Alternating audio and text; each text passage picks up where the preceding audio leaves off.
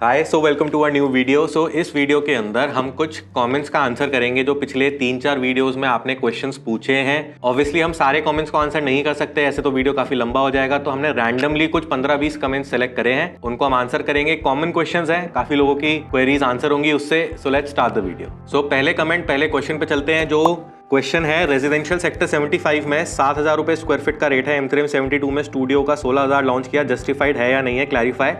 सो ये काफी सारे कमेंट्स थे, काफी लोगों ने पूछा M3M लाइन के स्टूडियो अपार्टमेंट का स्पेसिफिकली प्राइस कंपैरिजन। अब मैंने उस वीडियो में बोला था कि सेम सिटी में सेम कैटेगरी ऑफ प्रोजेक्ट्स के बीच में अगर आप कंपेयर करेंगे तो रेजिडेंशियल अपार्टमेंट के प्राइस से ऑलमोस्ट 15 से 20% एडिशनल प्राइस होगा स्टूडियो अपार्टमेंट का। अब आप जिन प्रोजेक्ट्स को 7,000 रुपए पर स्क्वायर फीट रेजिडेंशियल अपार्टमेंट को कंपेयर करेंगे अगर M3M line as a project से, तो वो कंपेरेबल नहीं है। अगर आप रिसेंटली में जो भी अच्छे डेवलपर्स के रेजिडेंशियल अपार्टमेंट लॉन्च हुए नोएडा के अंदर, अगर आप क्लोज टू दिल्ली वाला एरिया छोड़ भी दे जहां M3M कलिनन है या एक्सपीरियन को प्रोजेक्ट लॉन्च होने वाला है, या इनफैक्ट आप मैक्स एस्टेट्स टाइप की प्रॉपर्टीज को भी छोड़ दें, अगर आप गोदरेज, ट्रॉपिकल आइल, आइवरी काउंटी इन प्रोजेक्ट से भी कंपेयर करेंगे तो फ्लैट का प्राइस नोएडा में डिसेंट लोकेशन में डिसेंट डेवलपर का 13,000, 14,000, 15,000 रुपए पर स्क्वायर फीट नए लॉन्च के अपार्टमेंट के प्राइसिंग है। और M3M लाइन का स्टूडियो जिसका कार्ड प्राइस 16,000 रुपए पर स्क्वायर फीट है, अगर वो प्री लॉन्च में क्लोज टू 13, 13,500 रुपए पर स्क्वायर फीट में आपको स्टूडियो अपार्टमेंट दे रहा है, यानी कि वो जेन्युइनली प्री लॉन्च का प्राइस दे रहा है। इनफैक्ट वो रेजिडेंशियल अपार्टमेंट से 20% एडिशनल नहीं है, नए लॉन्च के रेजिडेंशियल अपार्टमेंट से 15 से 20% इनफैक्ट प्राइस कम है। अब चलते हैं दूसरे कमेंट पे जो पूछा है प्रशांत जी ने। DLF में आप लगा सकते हो किसी भी प्रोजेक्ट में, वो एक बिल्डर है एंटायर इंडिया में, जहां वो जाता है अपना रेट लाता है, इन्वेस्टर कमाता ही है, प्रॉपर्टी को लैंडमार्क बनाना उसने ही सिखाया है। तो देखो ये कमेंट आया है उस वीडियो में जहां पे उस पार्ट में जहां मैंने पूछा था कि आप ऐसे किसी डेवलपर का नाम बताएं जहां आप सिर्फ डेवलपर के नाम पे इन्वेस्ट कर सकते हैं, चाहे वो किसी भी लोकेशन में किसी भी प्राइस में प्रोजेक्ट अपना लाए। लेकिन फ्रैंकली मैं इस बात से सहमत नहीं हूं, क्योंकि DLF एज अ डेवलपर में कोई कमी नहीं है, पूरा इकोसिस्टम ग्रीनफील्ड एरिया में डेवलप कर देता है, बहुत अच्छे प्रोजेक्ट मेंटेन करता है, लॉन्ग टर्म में 10 साल तक उस प्रॉपर्टी को अगर आप होल्ड करेंगे अच्छा रिटर्न मिलेगा। आई एम श्योर ये DLF पिरवाना साउथ जो सेक्टर 77 गुड़गांव के अंदर उनका एक प्रोजेक्ट आया था जो 18 से ऑलमोस्ट 19, 19,500 रुपए पर स्क्वायर फीट का जिसका प्राइस था, उससे रिलेटेड ये कमेंट है। तो मैं ये क्लियर बताना चाहूंगा कि सिर्फ डेवलपर के नाम पे मेरे अकॉर्डिंग तो पैसा नहीं लगाना चाहिए। हाँ, एंड यूज के लिए एक बहुत अच्छी प्रॉपर्टी बना के देगा, लॉन्ग टर्म में आप उस प्रॉपर्टी को होल्ड करेंगे अच्छा रिटर्न कमा के देगा, लेकिन शॉर्ट टर्म में यानी कि 3-4 साल में पोजेशन के आसपास भी अगर आप उसे बेचना चाहेंगे तो बहुत अच्छा रिटर्न इन्वेस्टेड अमाउंट पे मेरे अकॉर्डिंग नहीं मिलेगा। इस चीज में कोई दो राय नहीं है कि सेक्टर 74, 75, 76, 77 इन चारों सेक्टर्स में DLF आने वाले सालों में बहुत अच्छी रेजिडेंशियल और कमर्शियल डेवलपमेंट करेगा। इनफैक्ट उसी विसिनिटी में शोभा का सेक्टर 80 में भी एक नया प्रोजेक्ट लॉन्च होने वाला है अगले 1-2 महीने में, जो प्राइस वो एक्सपेक्ट कर रहे हैं ऑलमोस्ट 21,000, 22,000, 23,000 रुपए पर स्क्वायर फीट। लेकिन पर्सनली अगर आप मुझसे पूछेंगे, मेरे अकॉर्डिंगली उस लोकेशन में उस प्राइस में अभी प्री लॉन्च में खरीदना पेमेंट टर्म्स का क्योंकि बहुत बेनिफिट नहीं है, 4-4.5 साल का पोजेशन टाइम, तो पोजेशन के आसपास ऑल्दो बहुत अच्छी प्रॉपर्टीज ये बना के देंगे। जो लोग एंड यूज के लिए प्लान करेंगे उनको एक बहुत शानदार वेल मेंटेन प्रोजेक्ट मिलेगा दोनों ही ऑप्शंस में, लेकिन इन्वेस्टेड अमाउंट पे कोई खास रिटर्न नहीं मिलेगा पोजेशन तक, क्योंकि जो प्रोजेक्ट्स 18,000, 19,000, 20,000 रुपए पर स्क्वायर फीट के लॉन्च हो रहे हैं वो एक्सपेक्ट कर रहे हैं कि पोजेशन तक 30,000 रुपए पर स्क्वायर फीट तो एटलीस्ट हो ही जाए, 1.5 गुना तो एटलीस्ट प्रॉपर्टी प्राइस अप्रिशिएट करे ही। तो 30,000 रुपए का ग्राहक 4 साल बाद मेरे हिसाब से as location Dwarka expressway near to Delhi वाले एरियाज या फिर गोल्फ कोर्स एक्सटेंशन वाली माइक्रो मार्केट को ज्यादा प्रेफर करेंगे। मेरे अकॉर्डिंग तो M3M गोल्फ हिल्स का फेज 1 जिसने 9, 9,500 रुपए पर स्क्वायर फीट में खरीदा, या जो फेज 2 भी इनफैक्ट 13,000 रुपए पर स्क्वायर फीट का खरीदेंगे, वो ज्यादा रिटर्न बनाएंगे अपने इन्वेस्टेड अमाउंट पे, क्योंकि इकोसिस्टम तो DLF पूरे एरिया का ही चमकाएगा ना, तो बेनिफिट तो उसके आसपास के प्रोजेक्ट्स को भी मिलेगा। लेकिन इस बात में कोई आर्गुमेंट नहीं है कि ओवर द पीरियड ऑफ 10 साल 15 साल DLF के किसी प्रोजेक्ट में इन्वेस्ट करने में अच्छा रिटर्न मिलेगा ही मिलेगा, एंड यूज के लिए एक अच्छी प्रॉपर्टी मिलेगी, वेल मेंटेन मिलेगी। लेकिन शॉर्ट टर्म में अगर आप प्री लॉन्च पे खरीद के पोजीशन के आसपास बेचने चाहेंगे तो बहुत अच्छा खास रिटर्न नहीं मिलेगा। अब चलते हैं नेक्स्ट कमेंट की तरफ जो है, I don't think all 3 will be hit, spectrum, डैशनैक, M3M, even GIP failed with the entry of DLF mall of India. I think one commercial project is coming in sector 50 side as well. तो देखो आपने जो question पूछा ये उस video में है जो मैंने M3M लाइन जब प्रोजेक्ट लॉन्च हुआ था सेक्टर 72 में नोएडा में, उस वीडियो में आपने कॉमेंट किया ये। तो जो GIP मॉल अब नहीं चला उसका कारण मॉल ऑफ इंडिया खुलना नहीं था, ऑल्दो वो एक वन ऑफ द रीजन हो सकता है, लेकिन प्राइमरली उसका रीजन था कि जीआईपी एज अ डेवलपर के पास, यानी कि जो यूनिटेक ग्रुप है उनके पास पैसे नहीं थे उसको अच्छे तरीके से मेंटेन करने के लिए। अब जो पूरा इकोसिस्टम जीआईपी के पास है, जितना लैंड पार्सल है, जहां पे जीआईपी मॉल, बगल में गार्डन ग्लेरिया, जो पूरा रेस्टोरेंट एफएनबी हब बन गया है, पीछे वर्ल्ड्स ऑफ वंडर, वो जो पूरा इकोसिस्टम है उनके पास बहुत अच्छा लैंड पार्सल बहुत अच्छे तरीके से कर सकते थे, बट फंड्स नहीं थे, उसकी वजह से वो नहीं चला। अब आपको पता होगा कि जीआईपी मॉल डीएस ग्रुप वालों ने खरीद लिया है, जो रजनीगंधा, कैच सोडा जो ब्रांड्स हैं आप जानते होंगे। जीआईपी मॉल के अंदर बस दोबारा थोड़ा सा उसको रेनोवेट करके अच्छे तरीके से मेंटेन करके कम रेंटल्स पे ब्रांड्स को दोबारा बुला के रेवेन्यू शेयरिंग पे आप देखेंगे दोबारा वो हिट हो जाएगा। इतना मुश्किल नहीं है क्योंकि वो लोकेशन तो एक दिन अच्छी है ही। सिर्फ मॉल ऑफ इंडिया से नोएडा के सारे रेजिडेंट्स को केटर नहीं किया जा सकता, एटलीस्ट 5-7 अच्छे कमर्शियल हब चाहिए। और इनफैक्ट जैसे आपने स्पेक्ट्रम, M3M और डैस्ना का एग्जांपल दिया, जो सेक्टर 50 में फेयरफॉक्स वालों का आ रहा है, उसका भी एग्जांपल दिया। ओवरऑल आप देखेंगे नोएडा एज अ सिटी, क्योंकि प्लान्ड सिटी है, तो यहाँ पे mix and match commercial lands नहीं है। आप देखेंगे कि वो एक साथ ही हैं। जैसे सेक्टर 129 में जेपी विस्टाउन के सामने पूरे नोएडा एक्सप्रेसवे की कमर्शियल बेल्ट है, सेक्टर 72-75 के फ्रंट में कमर्शियल बेल्ट है, sector 18 as a whole commercial sector है। तो प्लान्ड ही इसी तरीके से है कि कमर्शियल हब्स बने rather than individual stand alone commercial projects. So अब चलते हैं नेक्स्ट कमेंट पे, जो है good evening sir, I have been regularly visiting sector 105 and 108 from past 10 years, जो नोएडा एक्सप्रेसवे पे है। There commercial plots are still not allotted by authority which really damages the image of the sector. What is the reason that no one is buying those commercial which face the main service road of Noida, Greater Noida expressway?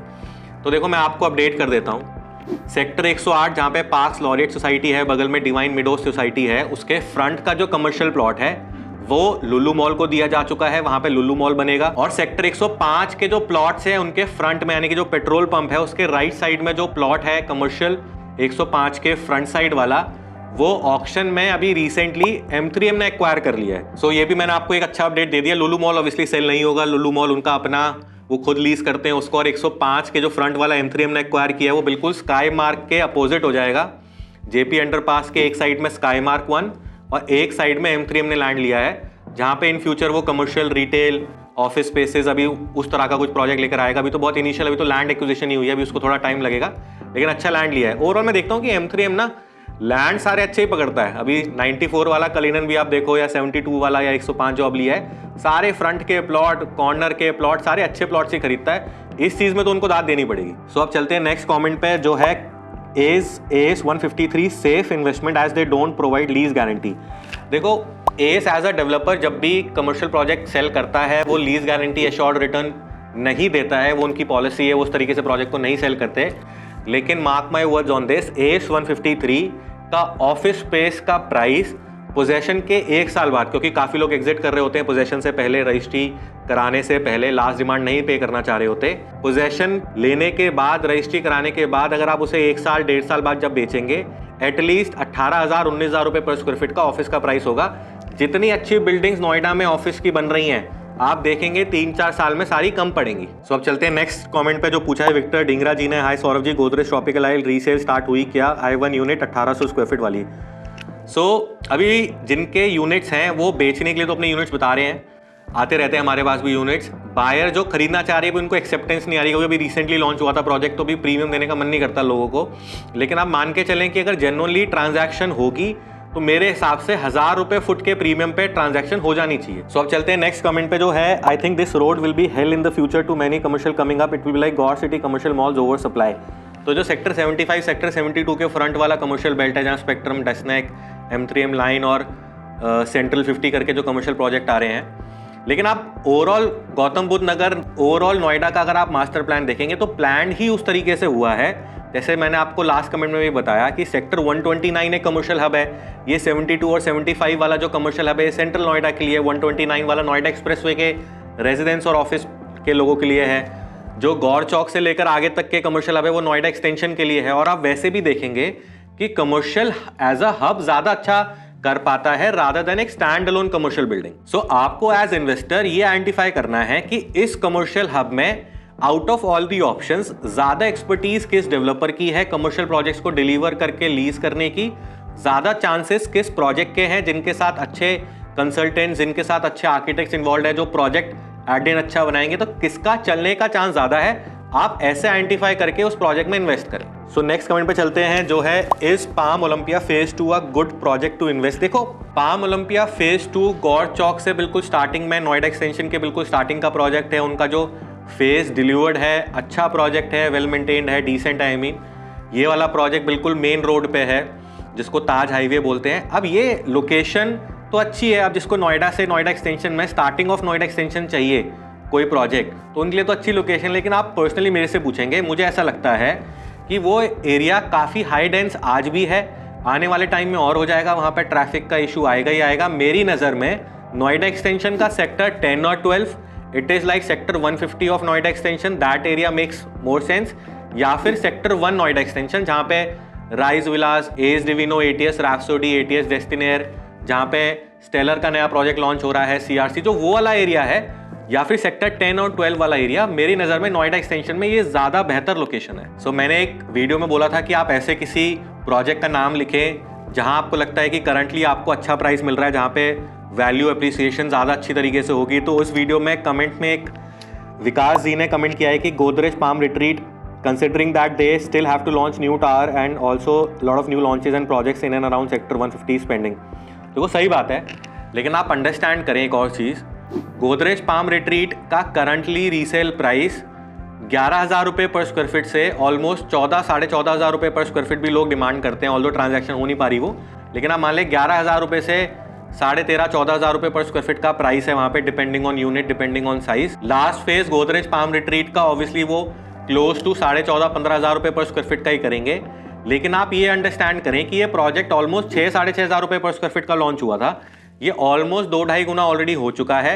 लेकिन अब जो sector 150 में नए projects आएंगे, चाहे वो S का है, चाहे वो प्रेस्टीज, चाहे वो बिरला, इनफैक्ट मैं आपको कोई वीडियो बना दूंगा ऐसी जिसमें आपको सेक्टर 150 में आपको बता देंगे कि कहाँ पे कौन सा प्रोजेक्ट प्लान्ड है। उन सब का price will be upwards trajectory of 14, 15, 16,000 rupees per square feet. लेकिन इसमें मैं बस सिंपली 2 चीजें बोलूंगा। एक प्रोजेक्ट जहां पे 6, 6,500 रुपये पर स्क्वायर फीट की लॉन्चिंग, जहां आज 12-13,000 रुपये पर स्क्वायर फीट का प्राइस है, वर्सेज जो 13-14-15,000 रुपये पर स्क्वायर फीट का नया लॉन्च प्रोजेक्ट होगा, जिसमें टाइम आपको ज्यादा मिलेगा, जिसमें जितने भी बायर्स होंगे वो सारे उसी प्राइस में खरीदेंगे। तो एक ऑब्वियसली फिल्टर ओनर्स का भी लग जाएगा। एंड लास्टली ये कि वो प्रोजेक्ट ऑलरेडी लॉन्च प्रोजेक्ट से जिनका टाइम के साथ प्राइस बढ़ा है, वर्सेस जो प्रोजेक्ट आएंगे ही उस प्राइस में, उनके बीच में एमिनिटीज में, फीचर्स में और एज अ होल प्रोडक्ट के अंदर भी बहुत बड़ा डिफरेंस होगा। अगर कोई प्रोजेक्ट सेक्टर 150 में 5-6 हज़ार रुपये पर स्क्वायर फीट पर लॉन्च हुआ, वो 1-1.5 साल 2 साल बाद पोजेशन के आप मान लीजिए रीसेल होने लग रहे हैं 15,000, 16,000, 17,000 रुपये पर स्क्वायर फीट के। लेकिन जो प्रोजेक्ट्स अब लॉन्च होंगे 14,000, 15,000 रुपये पर स्क्वायर फीट में, वो जाएंगे ऑलमोस्ट 25,000 रुपये पर स्क्वायर फीट तक। तो गोदरेज पाम रिट्रीट 25,000 रुपये पर स्क्वायर फीट नहीं होगा। तो इट डिपेंड्स कि आपने किस टाइम पे खरीदा है। अगर आप 15,000, 14,000 रुपये पर स्क्वायर फीट में, 13,000 रुपये पर स्क्वायर फीट में सेक्टर 150 में रीसेल में कोई यूनिट लेते हैं, अंटिल कि आपका एंड यूज है, अगर आप इन्वेस्टमेंट के लिए प्लान कर रहे हैं, तो मेरे हिसाब से आपको वेट करना चाहिए। नए लॉन्चेस का आपको बेटर प्रोजेक्ट मिलेगा, बेटर शायद डेवलपर मिलेगा, बेटर पेमेंट टर्म्स मिलेंगी, ज़्यादा टाइम मिलेगा और ओवरऑल आपको प्रोजेक्ट ज़्यादा लग्जरी, ज़्यादा प्रीमियम मिलेगा। अब चलते हैं नेक्स्ट कमेंट पे जो पूछा है शशांक जी ने, how about launch of new towers in RG luxury homes Noida extension, excellent location, what's your suggestion. So देखो, अभी आरजी वाले भाई साहब पहले भी अपने प्रोजेक्ट लॉन्च करके 5-7 साल के लिए गायब हो गए थे।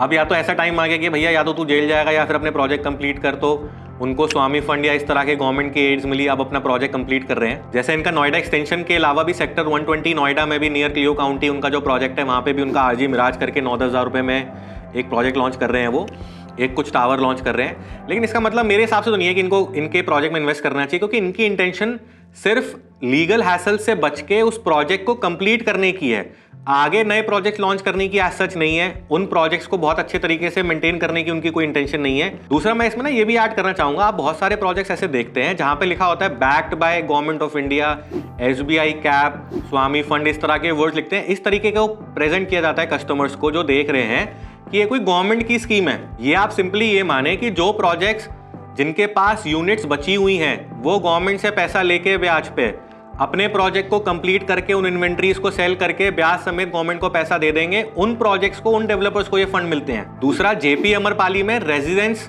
बायर्स इतने ज्यादा थे कि उनका नंबर तो फिर भी आ गया कि गवर्नमेंट ने सुप्रीम कोर्ट को लाइन करके दूसरे एनबीसीसी को या सुरक्षा को दिया कि वो प्रोजेक्ट कंप्लीट हो, उसमें गवर्नमेंट ने भी अपने फंड्स इन्फ्यूज किए। लेकिन बहुत सारे बिल्डर हैं ऐसे नोएडा में, गुड़गांव में, ऑल अक्रॉस इंडिया, जिनके नंबर ही नहीं आ रहे अभी तक, जो लाइमलाइट में नहीं है, जो गवर्नमेंट को ही नहीं पता कि इसमें कितने लोगों ने खरीद रखा है, नहीं खरीद रखा।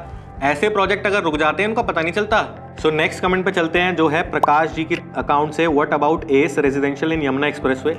सो सेक्टर 22D में, वैसे मैं आपको बताऊं, एस के 4 प्रोजेक्ट्स आने हैं यमुना एक्सप्रेसवे पे।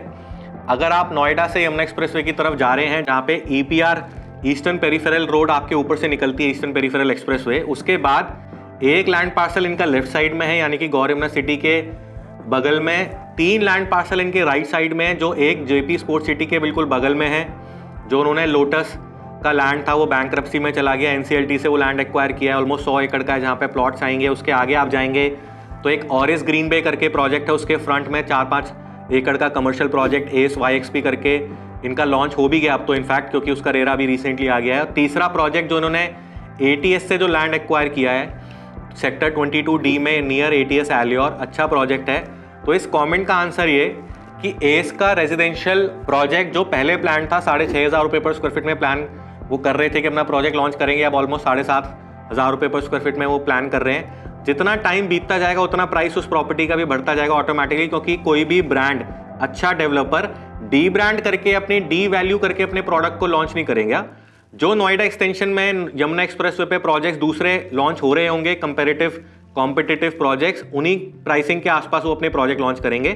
तो अगर 7,500-8,000 रुपये पर स्क्वायर फीट में इनका प्रोजेक्ट लॉन्च होता है रिसेंटली, जो एक्सपेक्टेड है इस क्वार्टर में होना है, तो बहुत अच्छा है, बहुत अच्छा रिटर्न देगा। ओवरऑल यमुना एक्सप्रेसवे पे एस डेवलपर बहुत अच्छा इकोसिस्टम डेवलप करेगा। और अगर आप चाहते हैं कि मैं यमुना एक्सप्रेसवे के मास्टर प्लान के अकॉर्डिंगली आपको पूरा यमुना एक्सप्रेसवे समझाऊं कि कहाँ पे रेजिडेंशियल लैंड ऑलरेडी हैं, कहाँ पे क्या क्या प्रोजेक्ट्स हैं, किस तरह की प्लानिंग गवर्नमेंट की है, ओलंपिक सिटी एग्जैक्टली कहाँ आ रहा है, अगर आप Yamuna expressway as a whole ecosystem, as a whole micro market आप अंडरस्टैंड करना चाहते हैं, तो आप इस वीडियो के कमेंट्स में ज़रूर डालें।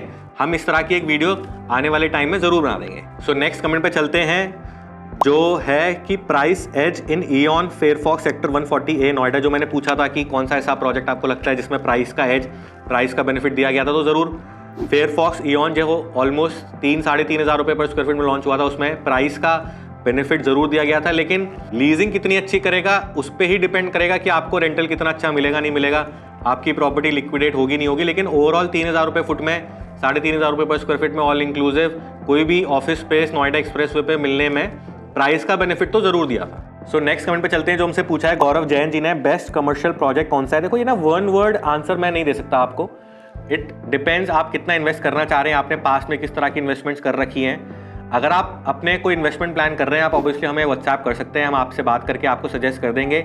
और आपको ना सिर्फ ज्ञान नहीं चाहिए होता ना, एक दिन आपको डील भी चाहिए होती है ना। जैसे नोएडा में, या फिर चलो मैं आपको थोड़ा टॉपिक से अलग एक चीज़ बता देता हूँ। नोएडा में जब भी कोई डेवलपर अपना प्रोजेक्ट लॉन्च करता है, आपको उसकी इन्फॉर्मेशन मिलती है।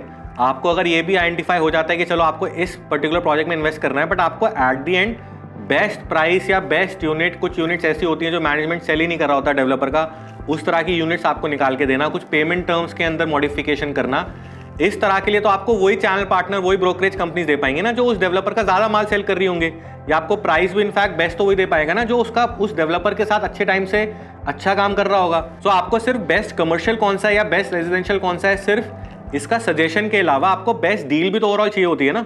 तो अगर आपको इस तरह का आपको इन्वेस्टमेंट प्लान कर रहे हैं, आप हमें व्हाट्सएप कर सकते हैं, नहीं भी करेंगे तब भी कोई प्रॉब्लम नहीं है। अगर आपने पूछा बेस्ट कमर्शियल प्रोजेक्ट कौन सा है, मैं आपको स्ट्रेट अवे बता देता हूँ। मेरी नज़र में 3 कमर्शियल प्रोजेक्ट बेस्ट हैं आज की तारीख में नोएडा में, एक एस 153, एक M3M लाइन और एक M3M कलिनन एवेन्यू। चलो हम थोड़ा सा वीडियो से अलग भी बात कर लेते हैं। जब कोई डेवलपर, अच्छा डेवलपर नोएडा का, कुछ डेवलपर्स गुड़गांव के जिनके साथ हम काम कर रहे होते हैं, आपको ऑलरेडी पता है जो लोग हमसे कनेक्टेड हैं, जब वो अपना कोई नया प्रोजेक्ट लॉन्च करते हैं या फिर बीच में अपनी कभी रिवॉर्ड्स एंड रिकग्निशन के कुछ फंक्शन करते हैं जहाँ पे वो 6 जिन्होंने उनके साथ काम किया उनको बुलाते हैं, तो हम भी अगर जहाँ जाते हैं तो हमें तो और कोई यूट्यूबर वहाँ दिखता नहीं है। तो इसलिए मैं आपको पहले भी वीडियो में बोल चुका हूँ कि आप ज्ञान सबसे लो, फ्री का ज्ञान, पैसे देके ज्ञान कभी मत लो। आज की तारीख में ज्ञान लेने के बाद, प्रोडक्ट आइडेंटिफाई करने के बाद एट दिन आपको डील भी तो चाहिए ना। तो उसके लिए मैं आपको ये नहीं बोल रहा कि अगर 100 बिल्डर हैं, 100 के 100 में हम आपको बेस्ट डील दे सकते हैं, लेकिन कुछ आइडेंटिफाइड 20 डेवलपर्स तो नोएडा और गुड़गांव के अंदर ऐसे हैं जो अच्छे A+ कैटेगरी के हैं, जहाँ पे हम आपको सिर्फ सजेशन के अलावा अच्छी डील भी दे सकें। अब जो लोग हमारी वीडियोस देखते हैं उनको पता है मैं कभी इस तरीके से सेल्स पिच नहीं करता, कभी प्रोजेक्ट भी रेयरली कोई सजेस्ट करता हूँ। तो इस बार कर दिया मैंने, कभी इस तरह का भी करना ज़रूरी है, कभी अपनी मार्केटिंग भी करनी ज़रूरी है। एट द एंड हमें भी अच्छा लगेगा कि अगर आप हमें फ़ोन करेंगे, आप हमसे प्रॉपर्टी लेंगे, एट द एंड ज्ञान तो हम फिर भी फ्री में अच्छा दे ही रहे हैं आपको। सो नेक्स्ट कमेंट पे चलते हैं जो हमसे पूछा है सौरभ पांडे जी ने। How is the pre launch offer of Stellar 1 phase 2 in sector 1 at ₹7,000 per square feet including ये प्री कास्ट टेक्नोलॉजी। अच्छा है सर, स्टेलर जो प्रोजेक्ट डिलीवर करा है बहुत अच्छी कंस्ट्रक्शन क्वालिटी नहीं है ऑल दो, बट डिसेंट है। अभी कमर्शियल प्रोजेक्ट्स भी उन्होंने नोएडा एक्सप्रेसवे पे अपने डिलीवर करे हैं, कुछ और भी लैंड पार्सल है वहाँ बना भी रहे हैं, अपना रेंटल भी क्रिएट कर रहे हैं उन प्रॉपर्टीज़ को, क्योंकि सेल नहीं कर सकते, वो 5 एकड़ से छोटे लैंड पार्सल हैं। तो डिसेंट डेवलपर है, लेकिन ये प्रोजेक्ट का लोकेशन बहुत अच्छा है। Sector 1 as a whole, sector भी नोएडा एक्सटेंशन का one of the finest sector है। इस प्रोजेक्ट की लोकेशन अच्छी है, प्राइसिंग का बेनिफिट ज़रूर इस प्रोजेक्ट के अंदर मिलेगा, तो आप इसे ज़रूर कंसिडर कर सकते हैं। अगर आप इंटरेस्टेड हैं हमारे से इसके बारे में डिस्कस करने का, हमारे थ्रू करने का, तो आप हमें ज़रूर बता सकते हैं। जैसा मैंने आपको बताया कि कभी कभार अपनी भी मार्केटिंग करनी चाहिए। सो अब चलते हैं इस वीडियो के आखिरी कमेंट पे जो आया है मेगा वरुण अकाउंट से। I would request NRI not to invest in India, no laws, all promises are fake, it's a trap to lure NRI customers, hard earn money, invest outside India, frustrating, hard earn money looted by property goons.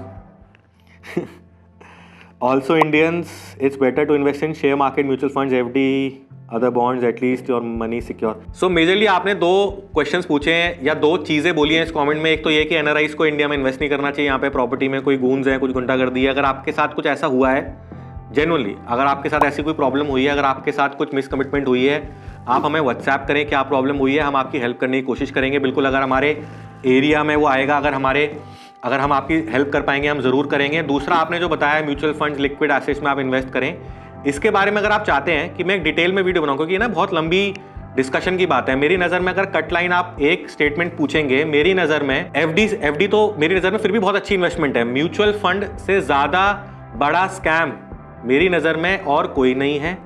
थोड़ी बहुत 10-20 हज़ार की SIP करा ली, उससे ज़्यादा की उसकी mutual fund की औकात नहीं है। अगर आप चाहते हैं कि इसके बारे में मैं एक डिटेल में वीडियो बनाऊं, तो आप इस वीडियो के कमेंट्स में ज़रूर बताएं, क्योंकि बहुत बड़ा डिस्कशन है। इसको कमेंट को इस आंसर करने के लिए वीडियो काफ़ी लंबा हो जाएगा, तो इसको हम एक डेडिकेटेड वीडियो बना के इस चीज़ के बारे में बात करेंगे। सो अगर आप भी हमसे कोई क्वेश्चंस पूछना चाहते हैं, आप हमें ऑब्वियसली व्हाट्सएप करके तो पूछ ही सकते हैं। अगर आप कॉमन प्लेटफॉर्म पे यूट्यूब पे कमेंट करेंगे तो हम ज़रूर इस तरह की एक वीडियो ज़रूर बनाते रहेंगे, जहाँ पे हम इस तरह से 15-20 कमेंट्स का आंसर एक साथ करें जो कॉमन क्वेश्चंस होते हैं। अब अगर आपको ये वीडियो अच्छा लगा, make sure you like this video and subscribe to our channel as well. So that was it for today, we'll see you next time.